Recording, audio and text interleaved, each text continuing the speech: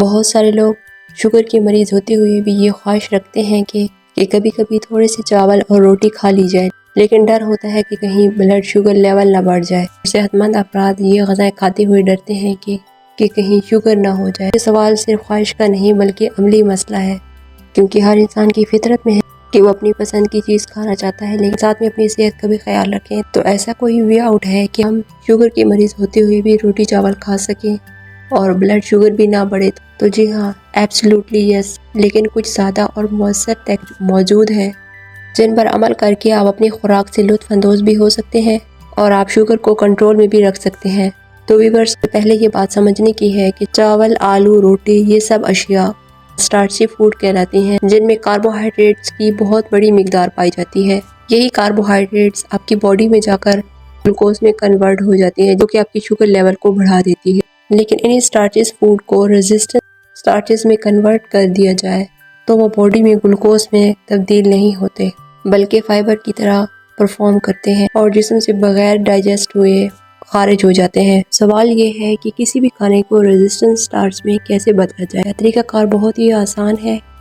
آپ چاول اور آلو کو پہلے پکائیں، تو جیسے وہ تیار ہوں تو فوراً ہی ان کو ریفریجریٹر میں رکھ دیا جائے تاکہ وہ تیزی سے ٹھنڈے ہو جائیں۔ جب آپ دوبارہ کھانا چاہیں تو انہیں دوبارہ گرم کر لیں۔ اس عمل سے ان میں موجود ریزسٹنٹ اسٹارچ ریزسٹنس میں بدل جاتا ہے اور پھر جب آپ انہیں کھاتے ہیں تو یہ شوگر لیول پر کوئی بھی اثر نہیں ڈالتا۔ آپ چاہیں تو اسی طریقے سے پاستا اور دیگر کاربوہائیڈریٹ والی چیزوں پر بھی اس طریقے سے عمل کر سکتے ہیں۔ اور دوسری اسٹریٹجی یہ ہے کہ آپ کھانا کھانے سے آدھا گھنٹہ پہلے ایک گلاس پانی میں لیموں نچوڑ کر یا ایک چمچ سیب کا سرکہ ڈال کر پی لیں۔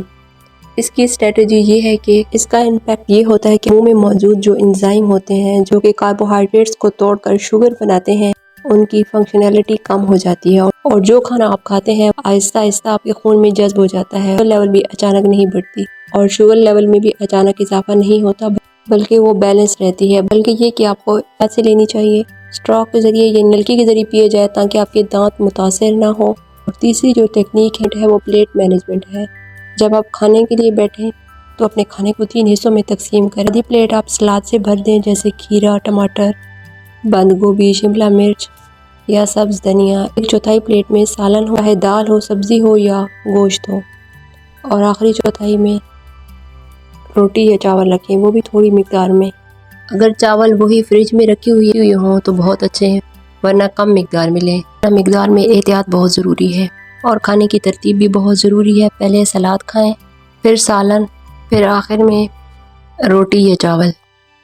اس ترتیب سے شوگر کے جذب ہونے کا عمل بھی سست ہو جاتا ہے اور بلڈ شوگر لیول بھی متوازن رہتا ہے۔ اور چوتھا، کسی بھی میٹھے یا زیادہ شوگر والے پھل کھانے کو دل کرے، جیسے کہ کھجور، اس کو تنہا مت کھائیں، تو کھجور کے ساتھ نیچرل فیٹ والا جوس یعنی کہ مکھن یا ناریل کا تیل ایڈ آن کر لیں۔ ناریل کا تیل استعمال کرنے کا فائدہ یہ ہوگا، شوگر کا جلدی جسم میں جذب ہونے کی رفتار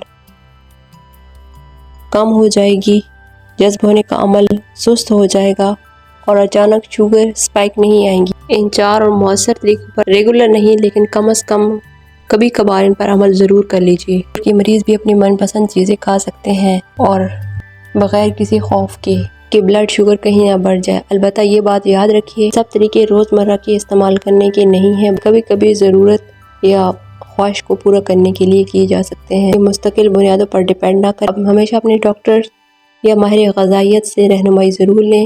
بہت زیادہ خیال رکھیے گا۔ ویڈیو کو لائک، شیئر اور سبسکرائب کر دیں۔